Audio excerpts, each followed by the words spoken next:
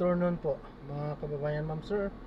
This is Jam the Filipino channel, ang inyo pong lingkod. So today is October 26 2025 at tayo ngayon ay papunta dito yan sa may Santa Brigada Street, Karuhatan, Valenzuela. At dadalhin po natin sa may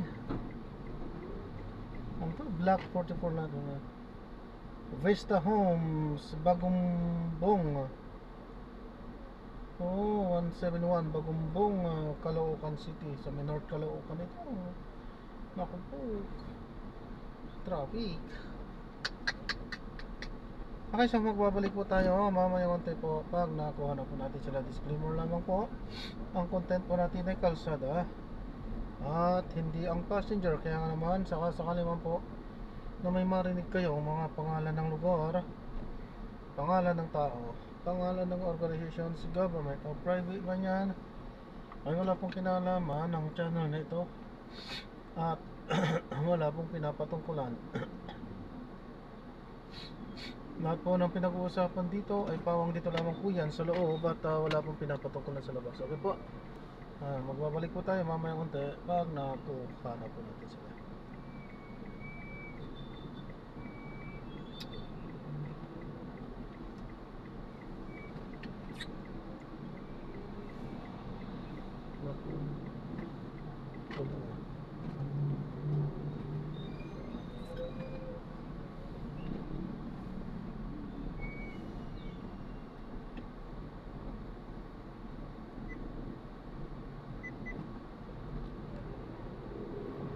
Ayan, habang tayo papunta doon, makinig tayo ng mga nagbabagong balita at mga talakayan.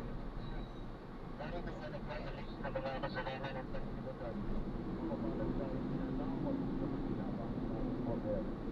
Noon, yung karapat-karapat magpapagpapagpapag sa iyong municipal sa pagkinabang ay gagawin. Naway pakaingatan tayo ng katawan ng tugon ng Kristo kung sa buhay na walang hanggang pagkat. Mga kapanalig at magasalin ang sinulong spiritual. O Jesus, nananalig ako sa pananahan mo sa kabanal-banalang sakramento. Minamahal kita higit sa lahat at hangad ka ng aking kahiwa. Hindi ko man matatanggap ngayon ang iyong katawan at tuko. Inaasahan ko na patuloy kang namumuhay sa aking puso. Naniniwala ako na narito ka at kaisa ka ng aking buong pagkatao. Huwag mong ipahintulot, mawalay ako sa iyo. Amen. Antipola ng pakikinabang. Magiging kaligayahan aming pakikinabangan ang iyong pagtatagumpay. Panginoon, ang iyong ngalan ay aming papupurihan. Oratio Imperata para sa katapatan, katotohanan at katarungan. Abang makapangyarihan sa lahat, ikaw ang lumabay sa iyong bayan mula sa pagkain. Bilang haliging ulap sa araw at halig sa apoy sa gabi. Sa panahong ito ng panlilinlang at katiwalian na bumabalot sa aming bayan. Ipamalas mo sa amin ang iyong liwanag na nagtataboy sa lahat ng lilim. Inaamin namin kami rin ay madalas lumalakad sa kadiliman. Sa aming pananahimik, pagkikibit-balikan at kawalang pakialam, hinayaan naming lumaganap ang kasinungalingan at umusbong ang katiwalian. Patawarin mo kami, Panginoon, at linisin mo ang aming mga puso sa kasalanang bumubulag at sumisira, kasalanang umaagaw ng pagkain sa mahirap at ng pag-asa sa buong bayan. Ipagkaloob mo sa amin ang mga pinulong kawamis ng puso ng iyong anak, mga pastol na handang maglingkod, hindi mga lobong sumisila sa kapangyarihan ng iyong banal na espiritu. Bigyan mo kami ng lakas ng loob na itakwil ang kasinungalingan, ibunyag ang pandaraya, igiit ang katarungan, at ipagtanggol ang katotohanan. Sa lahat ng aming gawain, ang publiko man o pansarili, upang ang katapatan ay dumaloy sa aming lupain tulad tulad ng ilog, at ang katwiran ay rumagasa na parang malakas na agos. O Diyos ng katarungan at habag, gawin mong ubasan ng kabutihan ang aming bayan. Hindi lason ng kasakiman, manipulasyon, at pagkamakasarili. Kundi pagyamanin ng katapatan, malasakit at pag-ibig. Pinili namin ito sa pamamagitan ni Kristo na aming Panginoon. Amen. Maria, sa labi ng katuwiran, ipanalangin mo kami, San Miguel Arcangel, ipanalangin mo kami, San Lorenzo Luis, at San Pedro Calungsod, ipanalangin mo kami. Panalangin tayo. Ama naming mapagmahal, maging lubos nawa ang aming pakikinabang na tinanggap namin sa piging mong banal, upang ang aming ginaganap na lantaran ang siyang aming makamtang tulay sa pamamagitan ni Jesucristo kasama ng Espiritu Santo, magpa sa walang hanggan. Amen. Panalangin para sa lahat na may karamdaman. Dapat wala to dito kasi bultahan. Hindi, doon ang kuya, meron kami doon sa loob. Yung Meron din pala kayo doon? Oo, doon, may pagbubultahan. Ang hirap dito. Basta maluwag. Doon nga po kaya hinihintay namin kayo doon. Dali lang po, sinara pa yung gate. Kasi akala namin sa iyong banal na kalooban.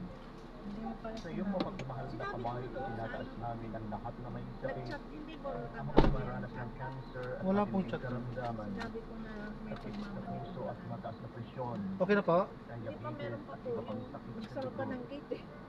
Yung sakit kasama sa namin. bato at atay, arthritis, rayuma at pananakit ng katawan, karamdaman sa baga tulad ng hika at pneumonia, trangkaso, lagnat at iba pang infeksyon, mental health conditions tulad ng depression at anxiety, COVID-19. Either transferable with arthritis pain, moderate pain and heart pain, and yung tinesting po namin sa arthritis pain and other or nakuha po niya per hour is 38 volts. Pain naman po 40 volts and for the heart pain 44 volts. So that ang ginamit po namin na thermoelectric transducers are only 9 volts. So the 9 po na ginawa namin. Ibig sabihin, mas malapad yung surface area ng pagbabagsakan ng ulan, mas malaki yung energy na makukuha mula dun sa drop. Yes po, exactly po. So, yung energy ng bumagsak na tubig na ganyan, dahil sa langit, babagsak dun sa board at aluminum foil na ginawa nyo, may pwersa yun, di ba? Babagsak na ganun sa, mag-generate siya ng energy, i-convert yun into electricity. Yes po. May battery storage yan, may storage yan ng energy kapag habang umuulan. Yes po, para po kahit po hindi po uulan, mag-convert po yung electricity dito sa battery. And we pwede po makapag-charge, pwede po makapag-saksak po ng different appliances. Gaano niya katagal ginawa yung project? Actually, we started po parang brainstorming about this project for last year. Then, parang mga 1 month po yung trial and error po na ginawa po namin. Para po gawin yung product sa prototype po mismo and circuit diagram po na kailangan namin. And anong inspiration nyo to create this project? Since last year po, we have experienced many typhoons and it's also really different. We, the researchers po, thought na what if gumawa po kami ng isang device na nagpo-convert po yung mga mechanical stuff po na nagagamit po at mag-convert po namin siya into one renewable version for energy. Yun po kami ng daan. So regardless sa kung I'm sure napapanood ko sa TV, nababanggit si Andres Rojas. Mayroon po tayong yellow rainfall warning, may orange, may red, may torrential rain. So, naisip ko na agad na mas maraming energy kami makukuha kasi red rainfall na yung dito sa Lucena City. Yes po. Kaya din po pinasting po namin po sa different gases po ng ulan. Kunwari po ay light rain, moderate, heavy rain po para po managtigit po namin kung ilan po yung makukuha po namin ang voltage po para po sa susunod namin pagkaya po namin. So, ano ng mga power itong Aquadrop project? Ano power up po namin, na-try po namin is light bulb and yung mga lamps po. Then we also can recharge our devices and recharge bigger than In terms of square meter ba, the square feet yung size ng surface area niya, gano'ng kalaki? It's only a prototype po. Yung device po na nagawa po namin ay maliit. But here, the Project Aquadrop is very open for new technology and integration po. Actually, we're planning po na po meron po pang finance project. Yung amin pong topper or yung mga aluminum plate po na ginagamit namin, pwede po namin gawin yung solar panel para po dual harvesting energy po yung pagkagyari. So, pag po mayroong day, pwede po kumuha ay yung solar panel. Tapos pag maulan naman po, ay yung solar system. Actually, yun nga, doon ako papunta na kung pwede bang yung surface niya ay solar. Siguro slanted lang siya para hindi sumipon yung tubig.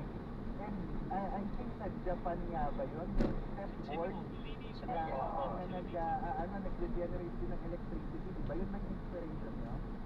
Opo. Nakakita din po kami ng research coming po from dun po sa Japan po.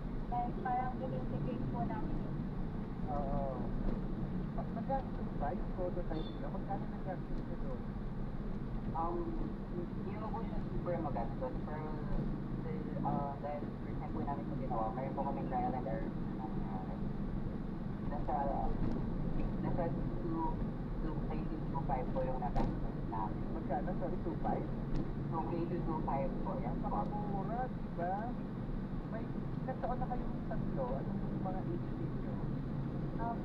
18 pa lang po kami dalawa. 17 po. So, matanda lang ako ng isang taon sa inyo. Oo, ako rin ng 2 taon. Sobrang naman kayong mga science. Ang galing na ito mga Nakakatuwa. So, itong Kalayan Education Foundation, ito school. Yes, po. So, you go to school there. yes, Oo. Like your science project, tama ba? science Science project po. Sa school po namin, annually po ginagawa po yung sa Kalayan Educational Foundation project. Wherein the students are parang offline po or required to do a certain project or project po or research makakapag-contribute po pag-service sa environment po natin. Wow, very good. As a future scientist, saan? Baka later on, ano na rin kayo, magtrabaho for the UST mo, partner? Oo. May Grabe career. mga bata. Ano nakikita yung future for Aquadrop? Sana po mabigyan po sa lang kumbaga po ay pansin po ng mga NGOs or ng government. Lalo na po yung mismong Beco Hydropower Technology. Actually, our school is planning po to integrate the Beco Hydro Technology po sa third po ng ating school para po kada po may, kumbaga may aakit po ay yung mechanical stress na makukonvert po namin into an electric. Alright. Ako, calling DOE at saka DOSD. Avoid power. Digital power. Kita pa, because yung interest ngayon pa lang, yung interest to sign na at this early age. So, dapat yung mga magulang push at i-develop pa more, diba? So, very good. At least alam nyo yung mga feeling nyo at passion, diba? Congratulations. Congratulations! Okay. Yan po si Ralph, Lisa, at Maynard. Mula po sa Kalayan Educational Foundation. Sino po ang ating mga future scientists na tutulong para po palakasin pa ang ating pong renewable energy. Diba? Okay, so partner, paalam na tayo. Mga kapamilya, mga kaservisyo sa bansa po kung saan mabilis pa ang pagtaas ng bill ng kuryente kesa po sa pagbabago ng sistema, panahon na po para umilaw ang katotohanan. Meron po tayong mas malinis, mas mura at mas matinong paraan. Ang sinag ng araw, ang init ng hangin at agos po ng tubig. Walang dagayan, walang kickback, walang under the table. Hindi po nila kayang kurakunin ang araw. Hindi nila maibubulsa yung hangin. At hindi nila mapipigilan ang agos ng tubig. Ang tunay na hadlang sa renewable energy po ay hindi teknolohiya, kundi ang ilang taong mas pinipili ang komisyon kesa ang misyon. Ang enerhiyang malinis po ay enerhiyang malaya, malaya sa usok, malaya sa utang, malaya sa korupsyon. Kapag pinili po natin ang renewable energy, pinipili natin ang kabayanihan sa panahon ng kadiliman.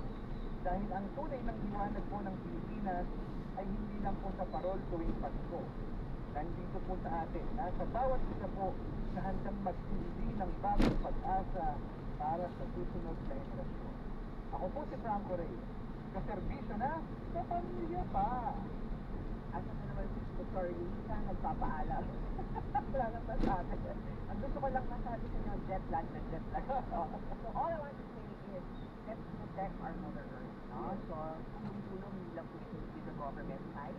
Kung tayo po ay may pagkakataon, kung kaya po natin, punta po tayo sa renewable energy para po mabawasan ang paggamit po ng coal na alaman po natin ay hindi po mabuti sa ating kalusugan, sa ating pong ere at sa ating pong planet Earth, no? So talagang tayo po ang nagsasuffer, hindi lang ngayong generation na to, pero yung future generation, ito po yung init na ating nadadama na uuwi sa climate change, sa bagyo, dami part na diba, at naapektuhan ang ating tubig ekonomiya, hindi lang ating kalusugan. So maraming salamat po sa lahat po ng ating pong naging bisita sa ating pong puntahan po today.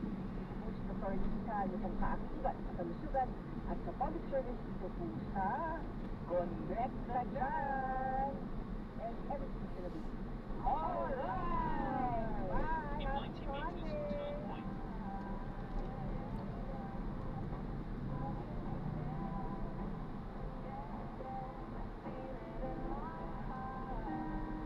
Doktora Luisa at Franco Reyes sa Connect ka dyan.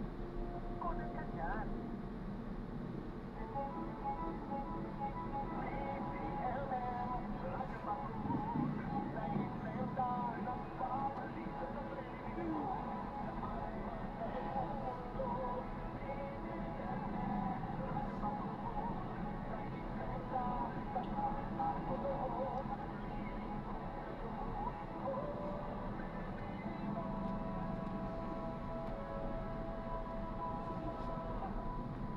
Ito po ang DZMM Radyo Patrol sa Impresa, DZMM Radyo.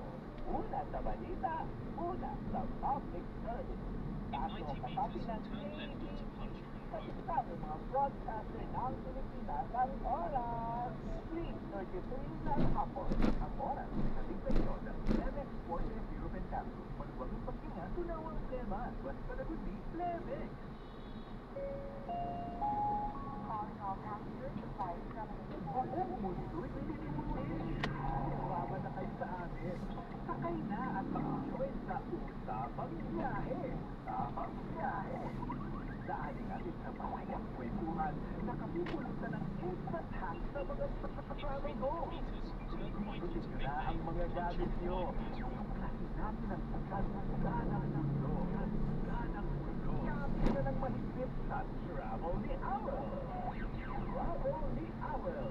Sa DZMM Radyo Patrol sa Impresa at DZMM Radyo. This is a reminder to all passengers for flight Radyo 630. Gamitin niyo po para sa mas magandang pag-ibig. Ay gusto ng signal para malinaw ang pag-ibig o gas. You already take off.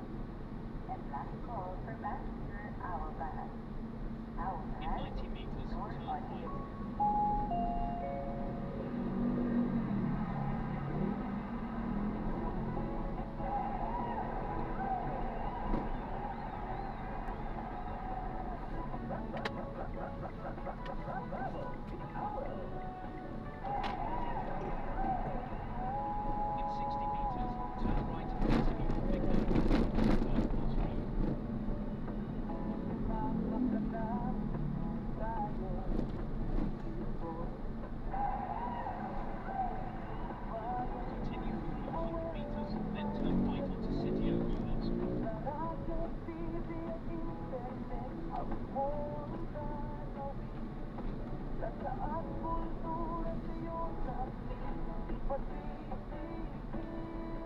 Travel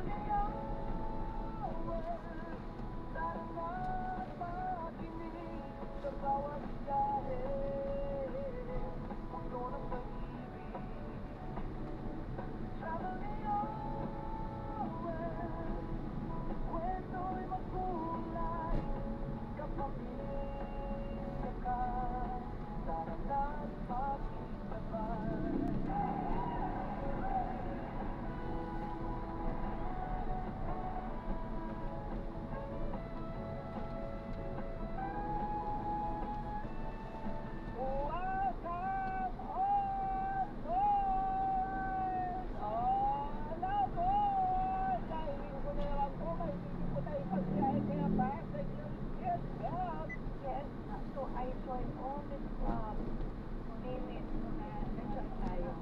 Yes, and I just felt like there's so many things that you can do. In 80 meters, turn right onto City Road. Parang ganun lang naging dating, and I was able to converse with different people.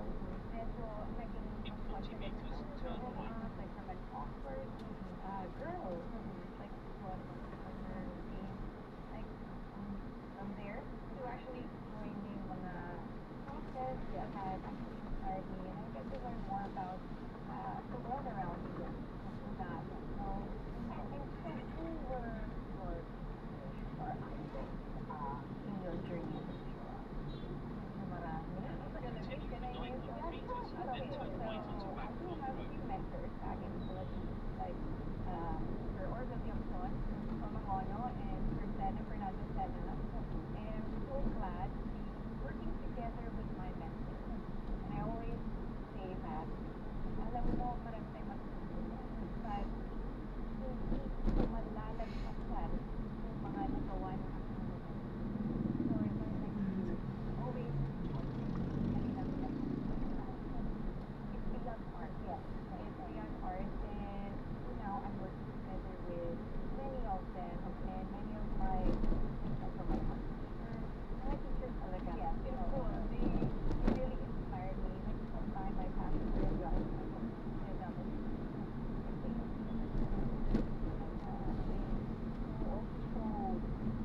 also show na that commitment.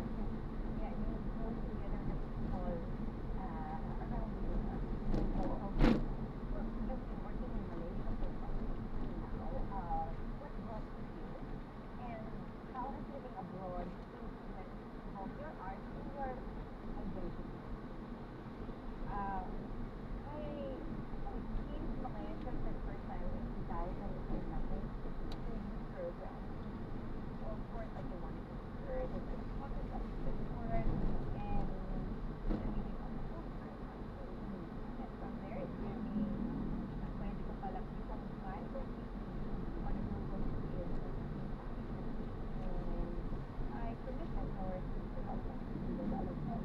And yun na siya, I was given the opportunity to work with different government NGOs, and that was the time that they like art is not really seen as a tool for development. Like we had that we dabble in, but to me, like it was the language that I used to navigate Malaysia, and of course I really value learning. And from there, mas naging tapos mas naging proud ako maging Filipino. And this is the reason why I really want my today.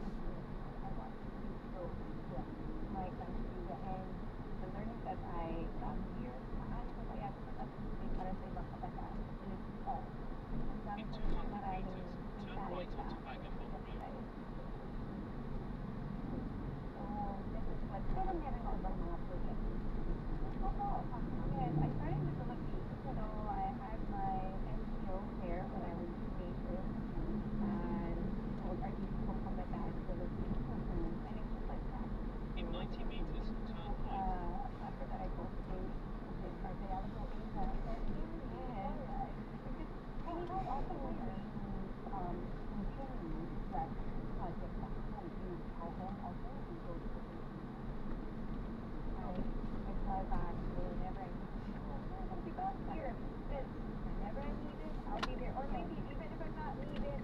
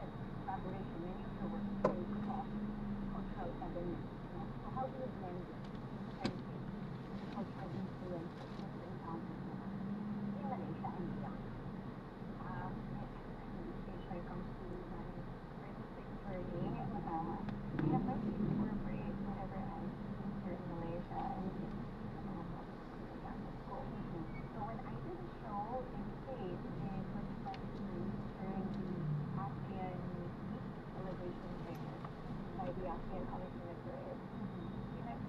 Wala na. Yun, yung assistant, the influencer. I like the Picasso, I like the Klimt. So,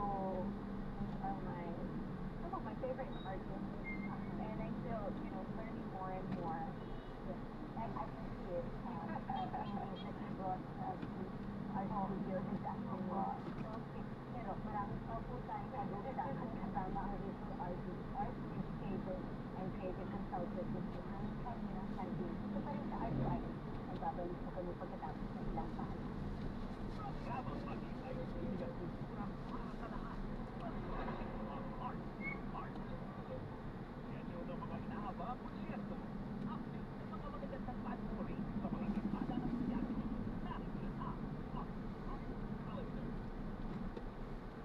Narito ang ating art calendar.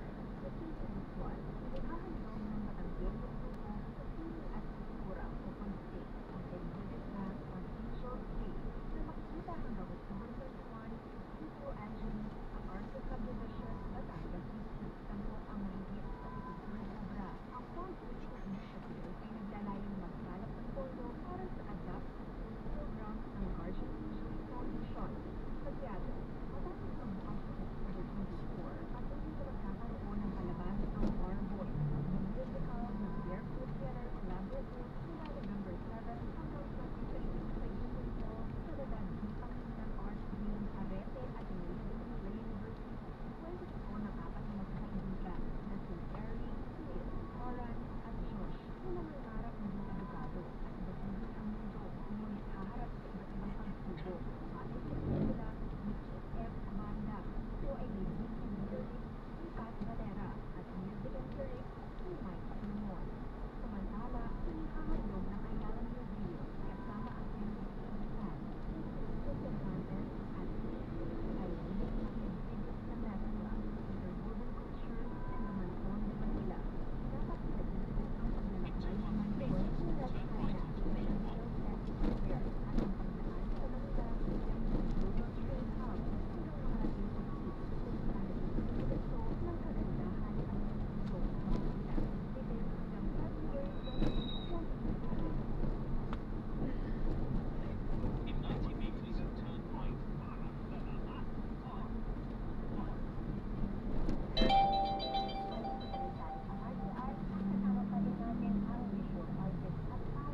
In 40 meters, turn right onto Route 1. Anna, before the commercial break, you mentioned your work. Yeah, oo. So, you're very active bilang creative consultant. In 100 meters, enter Route 2.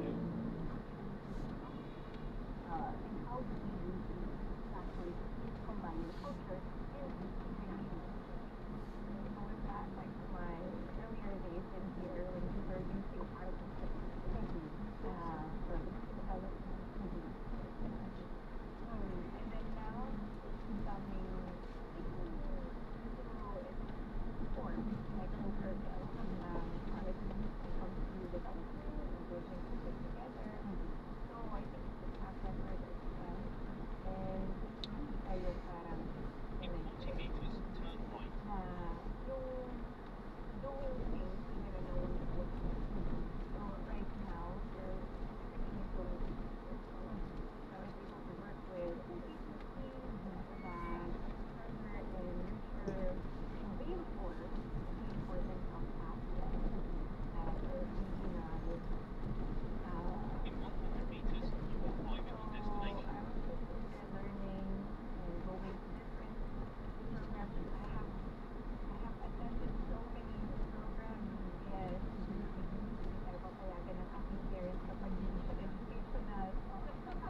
Ganun ba to? So I have put my son out there and I have to be brave. But I imagine like a girl holding the same drum and thinking that, no, we can actually do something with our ability, whether it's performing. Yeah, and parang kapag talaga na being effective, Arrived at your destination. engaging with the community outside the collective are talaga number one. Kasi nga, Diba? yes. And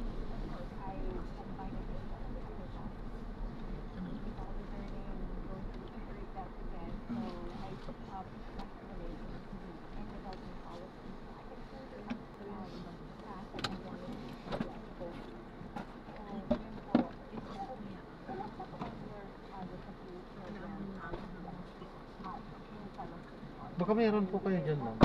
Na, Ano na lang? Kasi tingnan ko kung mayroon.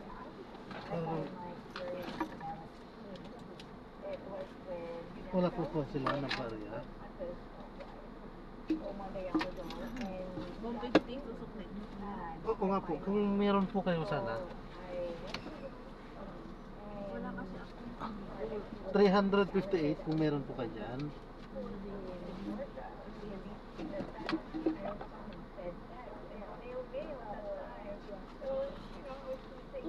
wala kaya?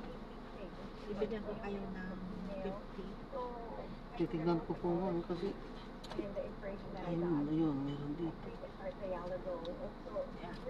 Yun. Bigyan ko na din. Bigyan ko na din. Ayun.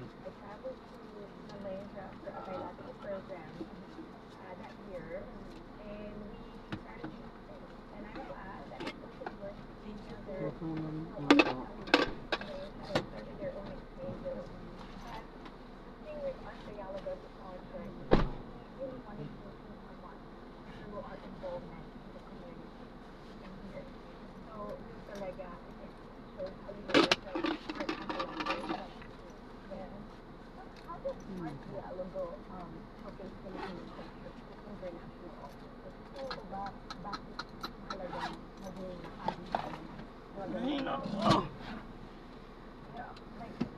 Ayan, so nag-drop na natin sila.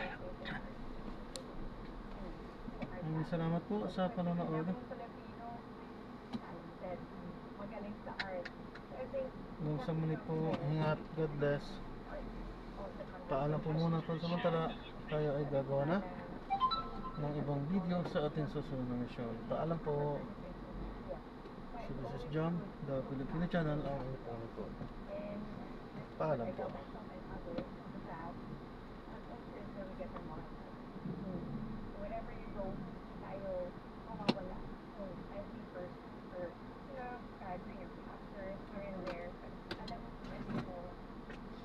Ay, Diyos ko.